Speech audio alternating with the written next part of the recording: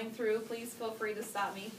As Doug said, I am married to an educator. We've been married 21 years, so I've been with him from being a teacher to him becoming a principal to him becoming a superintendent, and so I've seen a lot of that transition as well from a personal standpoint, and we'll kind of talk about some of those examples as we've encountered them since him becoming a superintendent as well.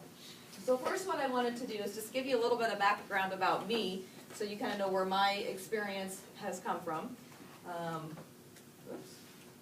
Did it not go through? Huh. Oh, I think you. Do I have to hit that link to hit the rest of them? They were there. It was there. Somebody erased it. No. Slide 34. Is it It there? looks like it's like locked on the side of it, like I can see it, but it doesn't look like it would come through on the presentation. Well, click with the mouse on that link, and they'll all come up. Here. I mean, I can wing it. I just. That's what I'm saying. There's I so have it all in many front of me. they're not It's just if you guys want to visually see it while we're doing it. That doesn't go. See how they were there? The slide is skipped while presented. Sorry. I didn't really look at that.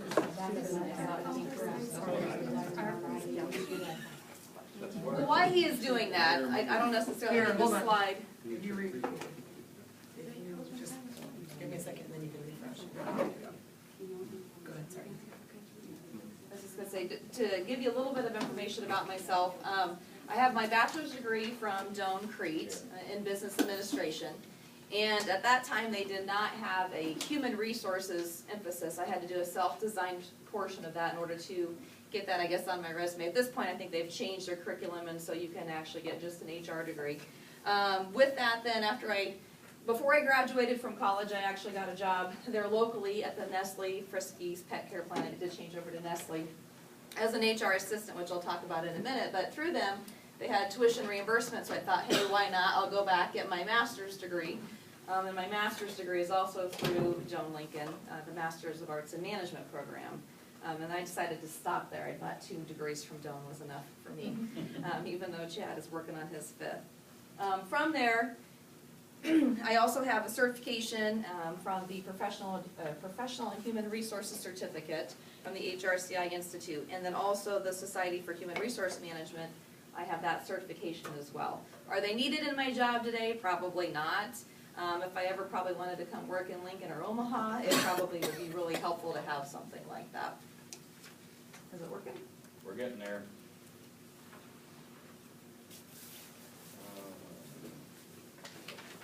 So at Crete, at the Friskies Pet Care facility, as I started my HR career there, actually before I graduated from Doane, a lot of that was just introductory stuff. That was a union facility, you know, and in education, obviously you got the teachers union, so I'm well familiar with how the union environment works.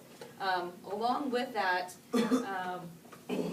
I was able to kind of start in an assistant position and work my way into more responsibilities there. So when I first started, I did a lot of the introductory stuff. Thank you. I don't like doing it too well, so I appreciate it. All right. There we go. So there's the Friskies Pet Care information. We had about 400 employees at that location, and I did everything from payroll to the newsletter to working on union grievances, kind of got my first taste with that and how to respond to those. From there, Chad got a principal position out in Kimball, Nebraska, which I'm from Potter originally, so that was only 30 minutes from my parents, so it was a great move for us to be out there closer to my family. We were out in Kimball for 5 years, and at that time there was not an HR position available, so I took a job with the Chamber of Commerce as their executive director. I was there for only about a year, and then a HR position did come up with a local tri-state cooperative. And so we had locations in Wyoming, Colorado, and Nebraska. So not only did I need to know all of the Nebraska laws and regulations, I also had to know Colorado and Wyoming as well. And in that position, I got to wear a safety hat as well, so I did a lot with drivers and all the good things that go along with that, as well as just some credit management on the office side. It was a very small company, only 85 employees, so I had to wear a lot of hats in that particular position. From there, He took a principal job in Seward, Nebraska. That was in 2007, and I was fortunate enough to find a position in Seward, and I've been there ever since. So I am the Human Resources Manager at Hughes Brothers. We are a manufacturing company, and we are also union there as well. In this role, it's a little bit different because I do have a strong support staff of some other functions that work with me. So we have a separate environmental and safety manager. So it's nice that I'm not solely responsible for all that, even though I'm heavily involved in the workers' compensation side. He takes care of all the safety meetings and all the EPA regulations and all those kind of reports that have to be turned in on a quarterly and annual basis as well. In addition, I have a full-time payroll coordinator that works with me as well. So like I said, I'm more of a generalist now and oversee a lot of those functions. I'm not going to click on the factory tour now, but if you had a chance, it's just a quick 2-minute video about what we do at Hughes Brothers. We manufacture transmission and distribution materials. It's kind of interesting because not a lot of people realize Seward, Nebraska is responsible for most of the power lines that run across the state of Nebraska. So that's what we do. One of the interesting things too, as I was working through this, since I have been there almost 11 years, I thought, I want to look and see how many different people have I hired and separated in that time frame, just to kind of give me a little bit more, I guess, of a baseline here. So in that time, I have hired 155 employees over the last 11 years and had 178 different separations, which was a lot more than I thought it was. You don't remember from year to year how many different people you go through. We peaked at 306 employees back in 2012, and we're actually down about 275 employees right now. But we are very busy. Anytime there's an ice storm, a hurricane, a fire, a lot of those natural disasters unfortunately drive our business as well. Just like you have a lot of different probably positions within your school district. Some are custodians that don't need degrees, some do need a degree. And so same with us, we look at lots of different things there as well. I'm not going to go through all of those. But what we're talking about today, and what I guess you've been studying today, is just looking at human resource management in general. So what does that all encompass? Not only in your school, but in any business, the policies, the practices, the procedures, all those systems that are in place to help you get from point A to point Z successfully. And I know that can change in every organization because you do have to find what works best for your school district or your business or whatever that might be. Obviously, there's going to be certain things in place, like how you have to handle overtime, because the Fair Labor Standards Act says this is how you have to do that. So there's those other things that you have to be aware of, and making sure they're working within what your personal mission statement, vision statement, your goals are for your teachers and your staff members. So I kind of put it in, what's my top 10 list? Again, this is not all-inclusive. This is probably where I spend a majority of my time. And so we're going to talk about each of these things a little bit more in detail. Again, if anybody has questions, suggestions, stories that you want to throw in, please feel free to do that as well.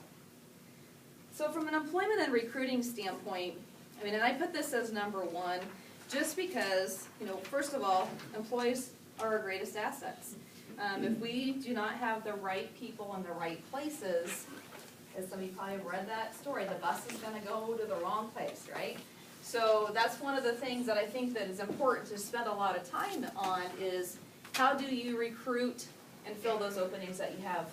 I like to use a structured interview process, and what I mean by that is I have the same set of questions that I use with every applicant that comes in the door. And that might get tweaked a little bit depending on the level of education that person might need, what the responsibilities are. Obviously, when I hired a vice president controller position, I had a lot more involvement from other key players in that particular interview process than I do with a welder that I'm hiring or a machine operator that I'm hiring. But I still use a lot of the same questions from the entry-level position that I do to the CFO. For example, some of the situational questions give you a good feel of their background. Whether it is, tell me about a conflict that you've had with a coworker and how you resolved it. Everyone has assets and liabilities, strengths and weaknesses. What are your 3 strengths? And give me examples of how you use them. Obviously things that you all probably are using today. But it's good to find some situational and hypothetical questions to make sure you're gaining some of that information as well. And a consistent practice is also going to help you avoid discrimination should you ever be faced with that. Especially if you have, a person who thinks they're qualified for that role and then you end up not hiring them. how are you gonna defend yourself if they do potentially file litigation against you because they felt they were the best qualified candidate for that position? So something to think about. So there are some do's and don'ts, some illegal questions that you cannot ask. I did include with one of the resource folders, I think that you put out there for them, a couple examples of legal and illegal questions. And I bring that up because, you know, some people just don't maybe always realize that there are certain things that you cannot ask in an interview. You know, obviously some of the key areas, disability, age, nationality, religion. I do find it interesting though that being through this with Chad, going through a superintendent interview, one of the things that kind of caught me off guard when we went and interviewed at David City is they did say, you know, bring your family, your wife up for this process because we're going to have time to, you know, meet with everybody. And I'm like, how can they do that? They can't ask you if you're married, you know. And so I kind of had a little bit of a, you know, why are they doing this? And he's like, no, you're coming with me because it's going to make a difference to know that, you know, we have kids that are going to be in this school system and that we have a vested interest in the school district and things of that nature. So sometimes it's hard for me to shut my HR brain off because there are a few things in education that are a little bit different. However, I'm sure it was just more an optional thing. If you are married, bring your wife and your kids so they can participate in this. As you well know, when you're hiring teachers that are married, potentially, you want their family to like that area so they stay there for a while, but you can't legally ask them, are you married? Another example of this is when we moved to Seward, I actually just recently found out that I was expecting our third child. Well, I was not about to tell them in an interview that I was pregnant. I mean, I wasn't showing, obviously, but the thing is as much as we want to say that it doesn't impact a decision, it does. If you're hiring a teacher and that teacher is, you know, 7 months pregnant and is going to miss the first 3 months of school, that's probably going to impact your decision. But should it? You know, you want to make sure you're hiring the best candidate for that job. And you cannot, because it's illegal for you to discriminate against a pregnant woman. So, I mean, those are some of the things that you have to think about is you do have to make sure you're still finding the best candidate for that position. Any questions or anybody else have any situations that have come up like that before? What about arrest record? In education, In your you do case? have a little bit of an exemption there. Is this a personal question? Well, no, it was listed No, on there, and I was like, I I- know we asked, I know Yes. that's on their application, so It I know is, that. and that is one of the main differences Not mine. between education and the business world, is that you obviously, because you're dealing with children as your primary business, you do have a right to at least have the background check done. Now, you have to be careful in how you actually might ask some of those questions as well, because definitely if they've had any felonies or any activity that involve that, I mean, that's obviously disqualifies them from employment. So yes, that is one main exception to that. Now, I will tell you that one of my hiring practices is that I do a background check with every candidate, but that's after I've already offered them the job. So post-offer, I can do the physical, the background check, the drug screen, all of those things, but I can't do that before I make an offer. So, but again, a lot of times it's a lot of money invested in that process, but again, I think it's critical because I have had, you know, probably a dozen people over the last 10 years that didn't pass their pre-employment drug screen, you know, and I'm glad that I spent the money to have that not become a problem in the workplace. So good question. So you can Anybody else? withdraw that offer if you Yes. go? Because when I sit down and meet with an employee, I tell them, and they sign off that their offer is contingent upon them passing their pre-employment drug screen, their background check, and their physical. So they actually sign a document for me before I set those appointments up, so that I can revoke that offer. So, and I don't know that you have to have it in writing, but it definitely makes that process a lot cleaner, should they try to argue, you know, that point.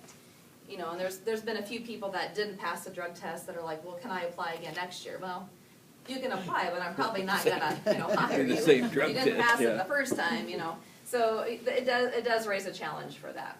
So, anybody else on that? Any of those documents she's talking about, you have them on Blackboard in a zip file? So. Yeah, and like I said, one of them is not even mine, it's from another university, but it had a really great way to show you what is a legal way to ask that question. For example, you can't ask somebody how many